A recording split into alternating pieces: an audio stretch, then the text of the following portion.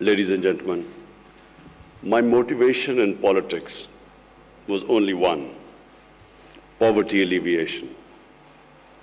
I struggled for way back in almost 25 years ago. I entered politics because I felt that the best way would be to set up a welfare state. Before entering politics, I had built a cancer hospital in Pakistan, and the only reason to build the hospital was that poor people could not afford the very expensive cancer treatment. So therefore, the idea to have a cancer hospital where a poor person could go in and not worry about the expensive treatment. But during that